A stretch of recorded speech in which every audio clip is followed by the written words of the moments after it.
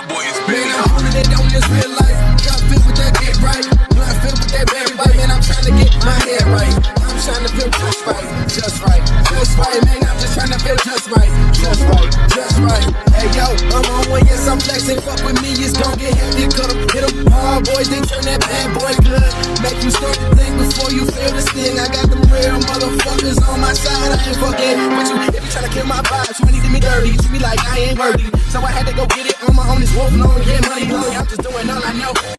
Praying to the God for the vision. I'm on a mission, hitting every block, every zone. Hey, yo, here we go, let's get it on. Let the block get your cop feel. Yeah, that shit hit like Holyfield. Shout out to all my real ones that fuck with me, sign up. You already know the deal. Yeah, you feeling good, I'm fucking great. Always Gary D, so it's no mistake. Yeah, it's New York blood running through my veins, so you know we turning up the M3. Hey everybody, welcome back to GD Reacts. It's your boy Gary D and it's GD TV. Yet again, happy Easter, and let's see what's going on with the legend of the BunnyMan.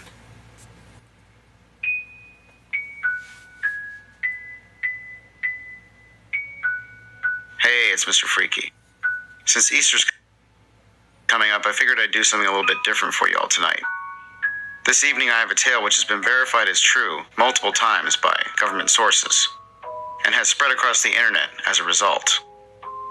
This is the legend of the BunnyMan. After the Civil War, Fairfax, Virginia became a much more populated place, which eventually required them to build an institution for the criminally insane. Back then, the people in those kinds of places could often be pretty dangerous, so most of the people in the surrounding town didn't really want to live nearby. Due to public outrage, the institution was closed soon after. All the patients were then transferred to another institution in 1904. During this transfer, some of the patients escaped and hid in the surrounding forests. It's not really clear how they got away, but I would have to assume that was a pretty terrifying time for the town. Over the next several months, most of the patients were found, except for Marcus Lauster and Douglas Griffin. One day, while searching through a very remote part of the forest, local authorities discovered a trail of half-eaten mutilated bunnies hanging under a bridge.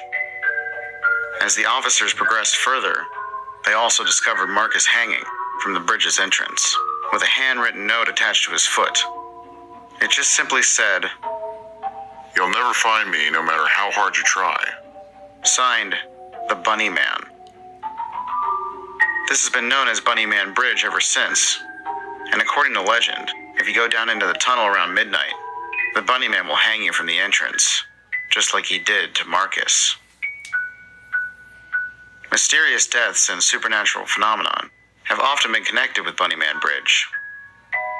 There was a guy from Clifton, Virginia, who came upon the bridge while traveling. Then when he returned home, out of nowhere, he murdered his parents and dragged their bodies into the woods on Easter morning the next day to hang them from the bridge before killing himself. Then there was the event in 1943, where 3 young kids were found dead, dangling from the bridge as well. Their bodies were slashed open, and all of them had notes attached to their feet. They all said, "You'll never catch the BunnyMan." Wow. As recently as 2001, 6 local students and a guide explored the area, only to find mutilated bunny parts throughout the woods there.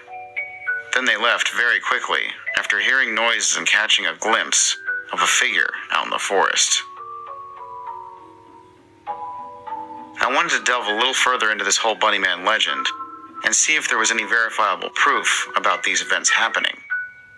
And believe it or not, there's actually hard evidence of creepy bunny stuff that happened in that area. You can see it online yourself. There was a police report filed in the 1970s in which Air Force Cadet Robert Bennett and his fiancée were driving near Colchester Bridge and had to slam on their brakes when they came across a man in a full-body gray suit with something that looked like bunny ears on his head. He also had a hatchet in his hand.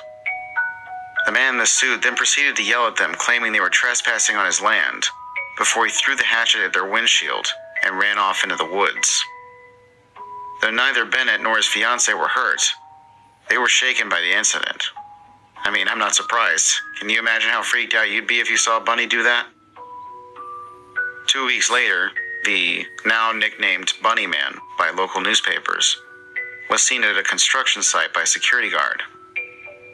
The guard was checking on a new housing development and caught the BunnyMan smashing the roof supports of new houses being built with his hatchet. Upon seeing the guard, he began chopping at a porch post, saying, "You're trespassing. If you come any closer, I'll chop off your head." After the newspaper ran the story, the BunnyMan himself contacted local authorities and said that he did not want these new housing complexes spreading into his woods, and warning that there'd be consequences if they did. The story about this call sparked a media uproar. Stories about the BunnyMan started being reported around the country, and teens from all over Virginia began to make the trek to Colchester Bridge to investigate the BunnyMan. There were over 50 BunnyMan sightings from all over the country that year. Bodies have apparently turned up around that bridge almost every year since then. During the Halloween season now, it's traditional for kids to go on BunnyMan hunts around the bridge, which, as you can assume, is probably not very safe. Many have also speculated that there's a supernatural element to the BunnyMan as well, which was brought about when the police ended up finding him in the woods. They chased after him until he ended up at the bridge, then he proceeded to get up onto the track above and attempt to escape, but was hit by a passing train before the cops could apprehend him. Although his death was ruled an accident, the police that were there claimed that they heard the BunnyMan laughing as the train hit him, and some say even afterwards. So whether you think the BunnyMan is a person or a spirit, or just copycats inspired by the countless legends about the place, the end result is still the same. There is someone dressed in a bunny suit out there who has at the very least threatened violence, which to me is a terrifying thought on its own. It makes me wonder if him and those people who dressed up as clowns back in 2016 ever meet up and talk shop. It just seems so unbelievable that both those things have actually happened. So if you do decide to go out into the woods, stay safe, folks. You never really know what you might run into when you go off the grid.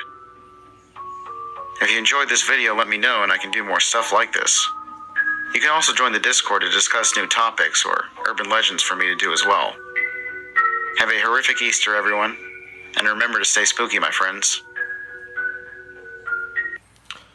Wow. So the BunnyMan, that's crazy, man. Well, yet again, happy Easter, y'all. Watch out for the BunnyMan and don't trust nobody in no bunny suit. That's what I would say. But other than that, happy Easter. And thank y'all for watching. GDTV. Definitely go like, follow, share, subscribe, all that. You already know.